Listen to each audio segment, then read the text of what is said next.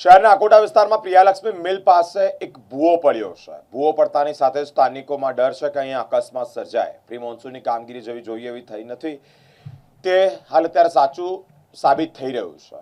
વિઠ્ઠલ આયરે કે જેઓ સામાજિક કાર્યકર્તા છે તેઓ દ્વારા અહીંયા વૃક્ષ મૂકવામાં આવ્યું અને સ્થાનિકોને અકસ્માત થાય તે પહેલા જ તેઓને અવેર કરવા આવ્યા છે। જે આવતા જતા લોકો હોય તેઓને ખબર પડે કે અહીંયા મસ્ત મોટો ભૂવો છે જેને લીધે અહીંયા વૃક્ષ મુકાયું છે। તંત્રની ઘોર બેદરકારીનો કિસ્સો સામે આવ્યો છે। આ તમે જોઈ શકો છો, આ ભૂવો રાત્રે જ પડ્યો છે। મેં રાત્રે જ જાણ કરી છે અને તમે જોઈ શકો છો અંદરથી ઘણો બધો મોટો દેખાઈ રહ્યો છે।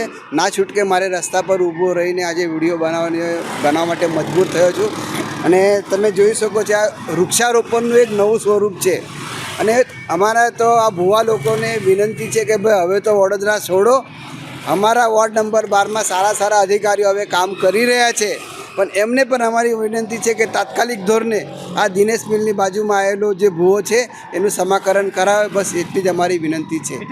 અહીંયા કામગીરી કરવામાં આવી હતી, એ જગ્યા પર પાછો ભૂવો પડ્યો છે?